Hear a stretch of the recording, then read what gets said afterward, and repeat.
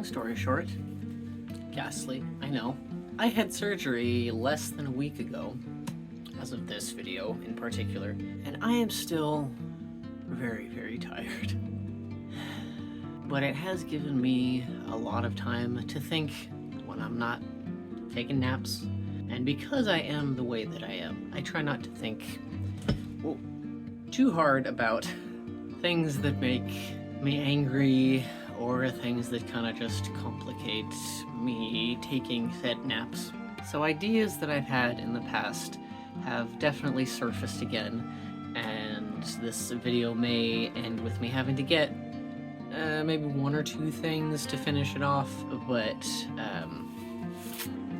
most of that thinking has been in how am I going to do more using up of craft supplies that I have, because in case you're new to these videos, I am a small business owner. I don't have one singular medium. It's more vibes based and being an enabler, helping people kind of tailor their own lifestyle experiences and spooky witchy tools and things, kind of in relation to the surgery that I had that is rather uncommon for a guy to have.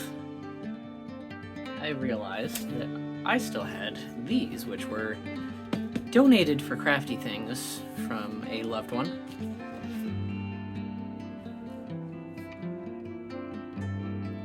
And after researching whether or not these are typically printed with acid-free paper, which for those of you who don't know, it's basically paper that is not acid-free, that has the tree acids in it.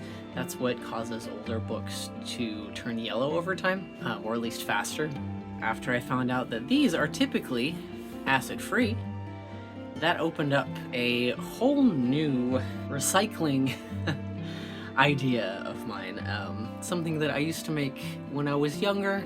If you have any of these books, and you have been wanting to get rid of them somehow, but didn't want to put them back into circulation, this project might be for you. There may be some more in the future, depending on how much I have left, because these are freaking chunky.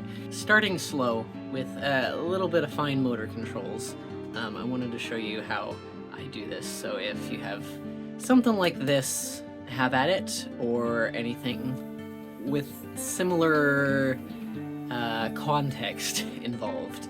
And also there's some colored paper on the inside that I think will be cool to throw in the mix. So this may be a relatively short video, but it's fun to do as long as you set it up and you kind of know what you're doing, which is why I'm here. So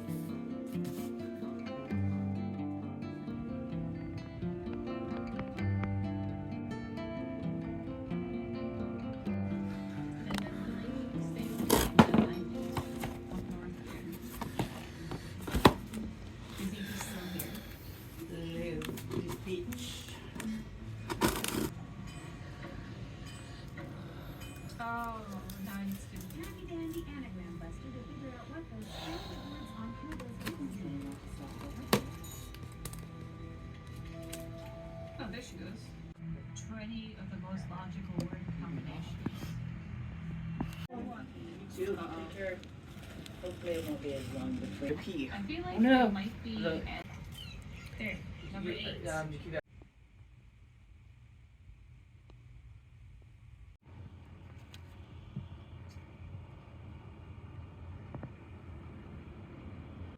we go.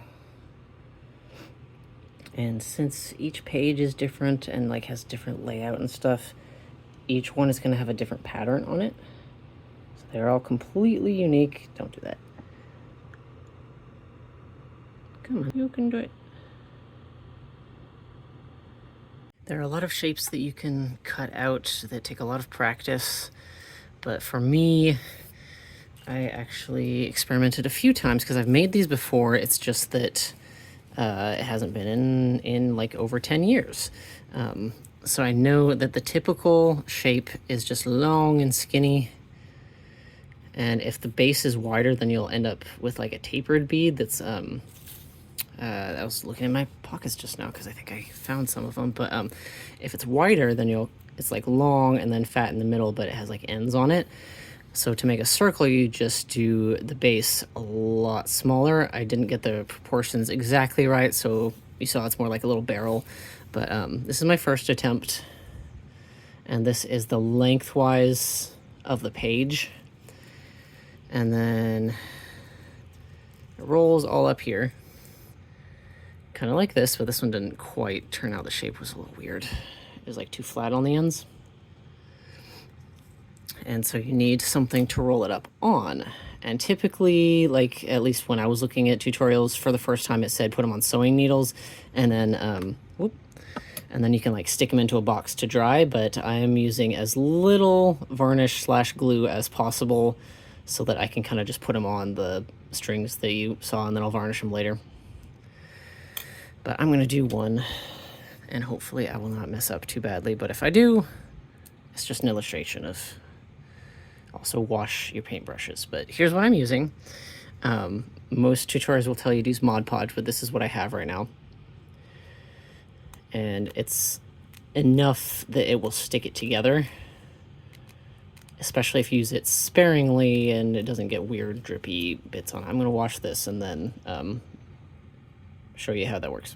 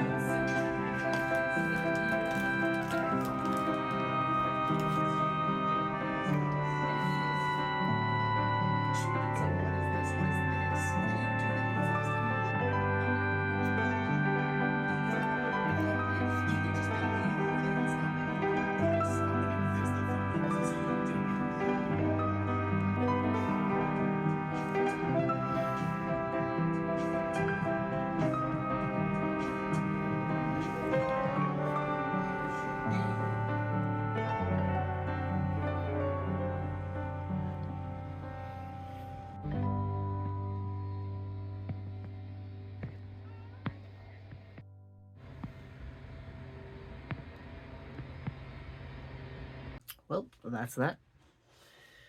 And it's a doggy. That's that.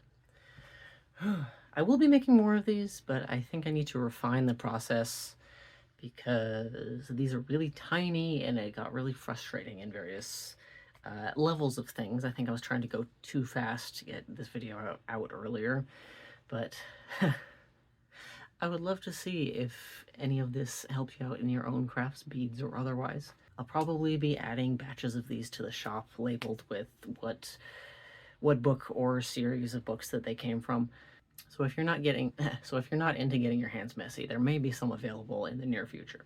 I like how these came out because it's almost like a little pearl necklace, but one, they aren't perfectly round, and two, they have little textury bits on the sides. I like it. It fits with stuff I like. Thank you so much for being here, and If you're interested in more videos, please subscribe. I am going for some certain numbers that'll help me factor in the timing of videos in the future. And if you'd like to see more of my work and see where these will be listed at some point, you can go to blackbirdparlor.com/WTFT. And until then, I will see you in the next one.